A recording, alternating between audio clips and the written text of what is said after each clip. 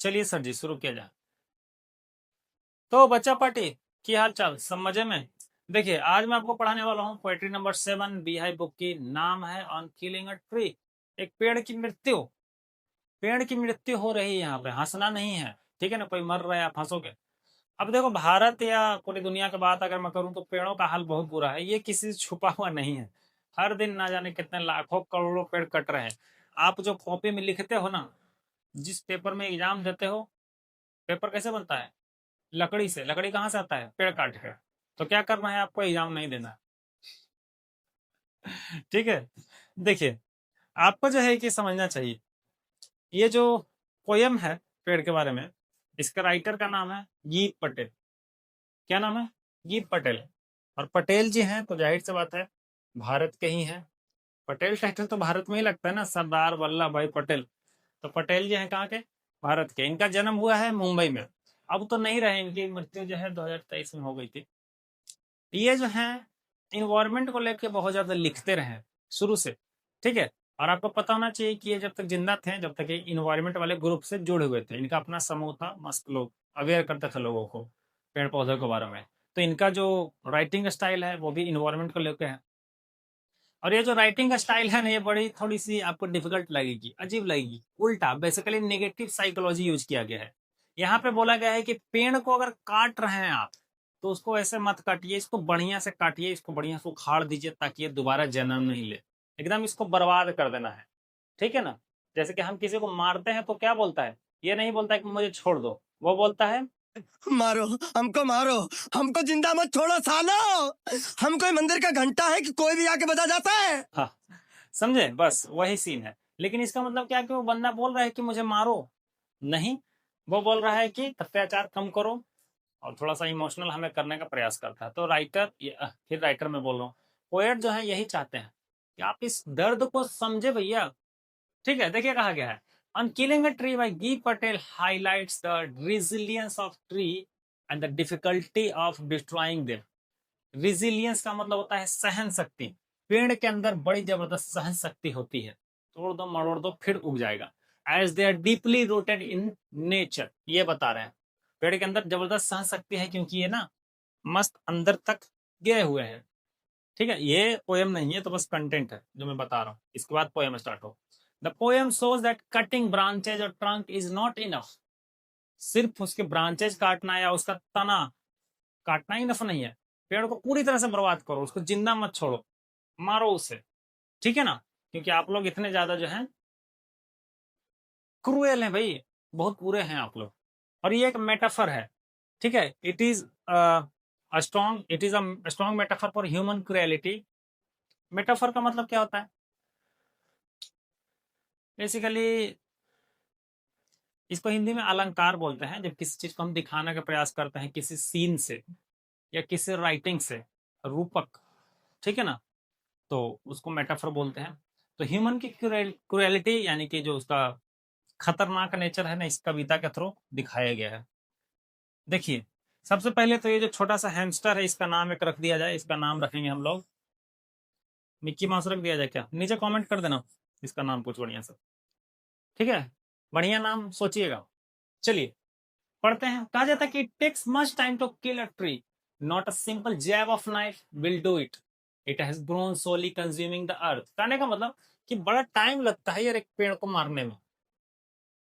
एक simple jab of the knife, jab मतलब छुड़ा, भोग के उसको नहीं मार सकते आप। जैब का मतलब छुड़ा घुसेड़ देना। सिर्फ छुड़ा घुसेड़ के आप उसको नहीं मार सकते हैं, ठीक है ना। क्यों? कि it has grown slowly consuming the अर्थ, क्योंकि ये धरती में धीरे धीरे धरती को कंज्यूम करके बड़ा हुआ है और इसकी जड़ें जो है नीचे तक गई हुई है, ठीक है। राइजिंग ऑफ इट, धरती से बाहर निकला है।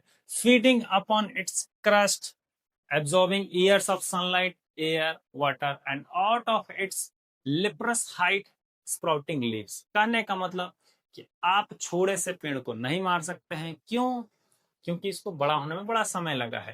ये धरती के क्रस्ट को चीर के निकला है। धरती के क्रस्ट यानी कि वही ऊपर वाला जो लेयर है धरती का, इससे एनर्जी कंज्यूम करता है, इससे न्यूट्रिशन कंज्यूम करता है, एंड देन बड़ा हुआ है। इसने सनलाइट कंज्यूम किया है, इसने वाटर कंज्यूम करा है, इसने एयर कंज्यूम करा है, ठीक है। और इसको जो लेप्रस हाइट है बेटा, लेप्रस हाइट क्या होता है? सूखी रूखी जो उसकी जैसे पिक्चर दिखा देता है, सूखा रूखा जो तना आपको दिखाया, बोलते हैं इसको लेप्रोसाइट। ये किसी कलर का नहीं होता है, जनरली ग्रे कलर का होता है या डार्क ब्राउन कलर का होता है, इसको बोलते हैं लेप्रोसाइट। एक बीमारी होती है लेप्रेसी। लेप्रेसी हिंदी में उसको कोढ़ बोलते हैं, पूरा बदन पे ना ऐसा आपको स्क्रैच मार्क आ जाएंगे और इसे खुजाओगे तो वो गिरने लग जाएगा। बट डेंजरस बीमारी होती है। पहले के समय में उसका इलाज नहीं होता था। गांव में अभी भी जाओगे ना तो लोग बोलेगा गांव में भी जाओगे तो लोग बोलेगा कि तेरे कोड़ी फूट जाए। गांव से आप लोग हैं तो जानते होंगे, नहीं है तो नहीं जानते, बोलते तेरे कोड़ी फूट जाए, नहीं कि तेरे को कोड़ी हो जाए, तो उसको बोलते हैं लेप्रेसी। उसका इलाज नहीं था, अब तो इलाज है। तो इसके तने जो हैं लेप्रोसाइड है इस तरह के, जिसमें से स्प्राउटिंग होता है, लीव्स निकलते हैं। ठीक है, आइए अगले लाइन पे आते हैं। आगे बताता है कि so hack and chop but this alone won't do it. तो अगर आप पेड़ को हैक एंड चॉप कर देते हैं, हैक एंड चॉप कर देते हैं, या तो उसको आप कट दीजिए एक बार में, या चॉप कर दीजिए, जैसे सब्जियां कैसे चॉप करते हैं हम लोग, वैसे कुल्हाड़ी से इसके चॉप कर दीजिए, लेकिन फिर भी ये जिंदा रहेगा, इसका कुछ नहीं बिगड़ेगा। ठीक है, not so much pain will do it, the bleeding work will heal. ठीक है, आपने इसको इतना दर्द दिया मैं मानता हूं, but not so much pain will do it, लेकिन इतना दर्द इसके लिए कुछ नहीं है। इसका जो ब्लीडिंग तना है ना बार्क, ये हील हो जाएगा। हील का मतलब होता है घाव भर जाना, कुछ समय बाद भर जाएगा और ये पेड़ दोबारा ठीक हो जाएगा। लिखता है कि and from close to the ground will rise curled green twigs miniature bugs. कहने का मतलब कि आप इसको काट तो दोगे भैया, पेड़ को काट के आप ऐसा बना दिए, ठीक है, लेकिन आप देखोगे close to the ground, ground से नीचे से यहाँ से पत्तियां निकलने लगेंगी। निकलता है ना, ऊपर से तो नहीं निकलेगा, यहाँ से नहीं निकलेगा, यहाँ से निकलने लगेंगी पत्तियां। समझ गए, वही बताने का कोशिश किया गया। ट्विग्स का मतलब होती है पतली टहनियां जो नई नई निकली हो।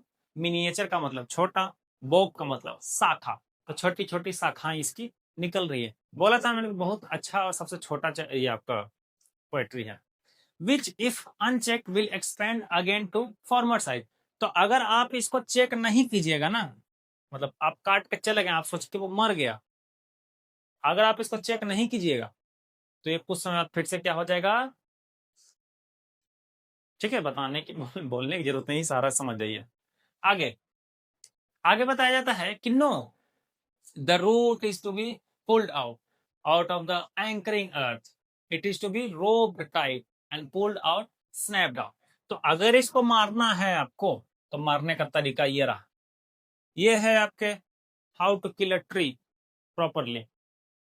ठीक है, सबसे पहले क्या करो कि इसका जो एंकरिंग अर्थ, एंकरिंग का मतलब होता है पकड़ के रखना, जकड़ के रखना, इसका जो जड़ जकड़ के रखा है धरती को ना, उस जड़ को उखाड़ दो। तो छोटा पेड़ होगा तो उखाड़ देंगे हम लोग, लेकिन बड़ा पेड़ होगा तो क्या करेंगे, आ? उसमें रस्सी बांधो, गाड़ी से पकड़ के खींच दो, हाथे से खिंचवा दो, इसको पुल्ड आउट कर दो, इसका जड़ उखाड़ दो, स्नैप्ड आउट, तोड़ दो, छोड़ो नहीं उसको, एकदम बर्बाद कर दो, तब जाके वो मरेगा।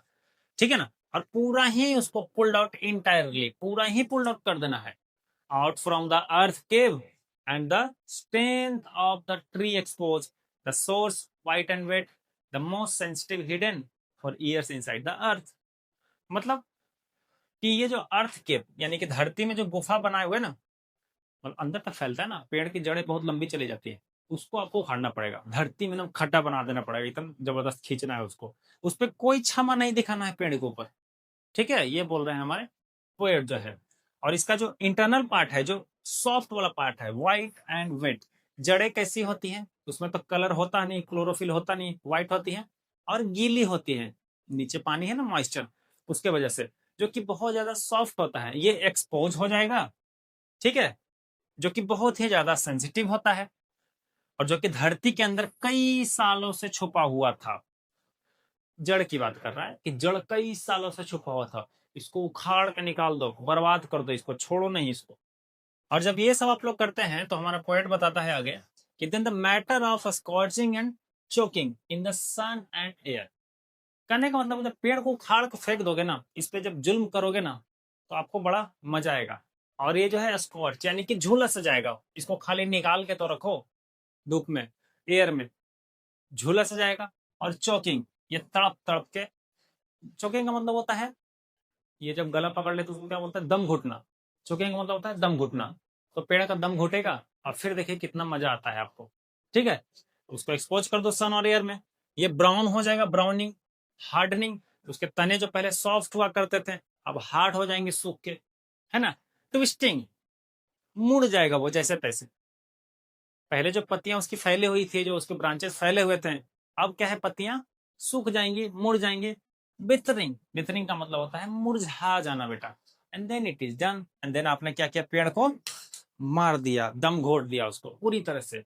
और ये वाला अगर आपको ट्राई करना है तो क्या करना है, छत पे जाना है, तुलसी का पौधा उखाड़ना है उसको, ठीक है, और उसको रख देना है 2 मिनट 3 मिनट। आप देखो कि वो मुरझा गया, जल गया, झुलस गया, ब्राउन हो गया और हार्ड हो गया। लेकिन मम्मी आपका ऐसा मारेगी ना, मार लात सही कर देगी। तो तुलसी के पौधे के साथ मजाक नहीं कीजिएगा, इवन किसी भी पौधे के साथ मजाक नहीं करना है। ये जो हमारे पोएट बताते हैं बेसिकली थोड़ा सा परेशान है ह्यूमैनिटी को लेकर, है ना। ह्यूमैनिटी से इनका भरोसा उठ गया कि आदमी नहीं सुधरने वाला। तो ये जो आप देख रहे हैं ना कविता ठीक है, खुल गया। ये कविता जो है बेसिकली ह्यूमन साइकोलॉजी को बता रही है कि आदमी ऐसे नहीं सुधरने वाला है, चलो इसको थोड़ा सा इमोशनल ब्लैकमेल करते हैं। ठीक है ना, वैसे पढ़ के थोड़ा सा बुरा तो फील हुआ ही होगा, हुआ है ना। चलिए, आप लोग जो है ये हरा हरा आप कर दीजिएगा, ग्रीन वो जो लाल वाला बटन दिख रहा है उसको दबा दीजिएगा और ठोक के दबा के एकदम लाइक मार देना है, कोई दिक्कत नहीं है। और हाँ, एक और इम्पोर्टेंट चीज कि हाँ, आपके चैप्टर ऑलमोस्ट खत्म हो गए हैं और 9th वाले। और हाँ, मोमेंट का जो बुक है आपका, मतलब 9th का ही है ना वो, उसको हम लोग जल्दी ही पढ़ने वाले हैं, मजे से पढ़ेंगे। फिलहाल तो मैं चलता हूँ। Okay, take care, bye bye, I am signing out.